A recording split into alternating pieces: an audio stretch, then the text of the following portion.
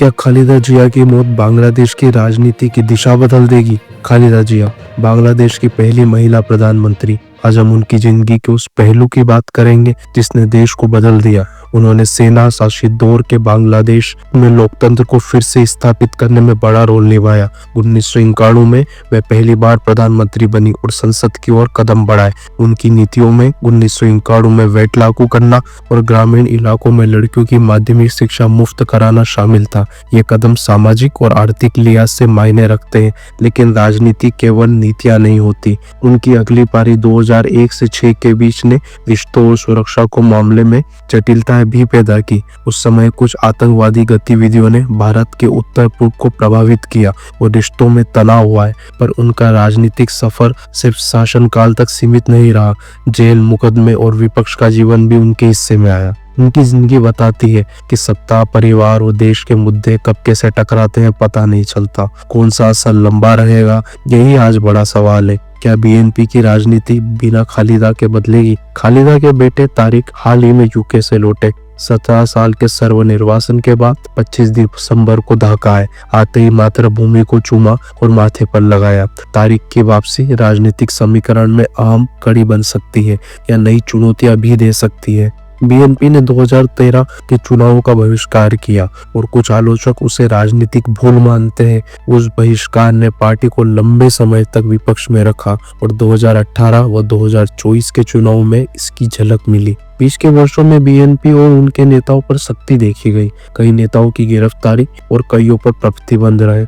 खालिदा का जेल अनुभव और फिनिश ट्रस्ट के मुकदमे और बाद की रिहाई, ये सब उनकी राजनीतिक छवि का हिस्सा बने। इस सब का मतलब ये है कि राजनीतिक विरासत खाली नहीं रहती, उसे नए नेतृत्व से बढ़ना पड़ता है। क्या तारिक वो विरासत संभाल पाएंगे? क्या पार्टी का नया चेहरा बनेंगे? ये देखना होगा। आप क्या सोचते हैं? क्या पुराने नेता के जेल जाने से पार्टी नई ऊर्जा पा सकती है या भारत बांग्लादेश रिश्तों पर खालिदा का प्रभाव खत्म हो गया है? खालिदा के भारत के साथ रिश्ते जटिल रहे, कभी नजदीकी तो कभी खटास भी दिखी। उन्होंने पीवी नरसिम्हा राव और अटल बिहारी वाजपेयी जैसे प्रधानमंत्रियों के साथ काम किया। 2001 से 6 के दौर में कुछ घटनाओं ने रिश्तों को तनाव में डाला, मगर 2008 के बाद शेख हसीना के समय में तालमेल फिर बढ़ा। हाल में प्रधानमंत्री मोदी ने शोक व्यक्त किया और विदेश मंत्री एस जयशंकर ढाका में शोक सभा में आज शामिल होंगे। यह राजनयिक संकेत है कि भारत देशों के साथ संतुलित रखने का प्रयास हमेशा करता है,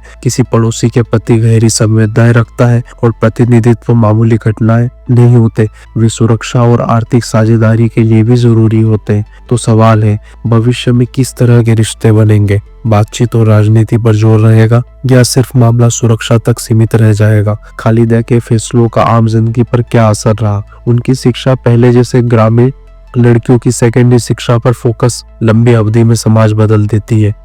वहीं राजनीतिक अस्थिरता, गिरफ्तारी और विरोध प्रदर्शन आर्थिक और रोजगार के अवसरों पर असर डालते हैं। 2001 से 6 के सुरक्षा चुनौतियों का प्रभाव व्यापार और सीमा सुरक्षा तक देखा गया, पर राजनीतिक वातावरण शांत नहीं होता तो निवेश और विकास भी धीमा पड़ता है और आम आदमी पर असर पड़ता है। उसी तरह विपक्ष को आवाज मिलने लगे तो नीति निर्माण में विविधताएं भी बढ़ती है। खालिदा का अनुभव बताता है कि नेताओं के फैसले सिर्फ संस्थागत नीतियां नहीं बल्कि राजनीतिक परिणाम भी लाते हैं। तो आपकी रोजमर्रा की चिंता और भविष्य दोनों इस राजनीति से जुड़े रहते हैं। और अब आखिरी, खालिदा की विरासत और हमारी सोच क्या बदलेगा? खालिदा का जीवन दिखाता है कि राजनीतिक विरासतें जटिल और विरोधाभासी होती हैं। सुधार और विवाद साथ साथ चलते हैं। उनकी मौत से आने वाले दिनों में राजनीतिक गठबंधनों, चुनावी रणनीतियों और जन भावनाओं में बदलाव की गुंजाइश है। बीएनपी, नई पीढ़ियां और अंतर्राष्ट्रीय संदर्भ सब मिलकर तय करेंगे कि खाली जगह कैसे भरी जाएगी।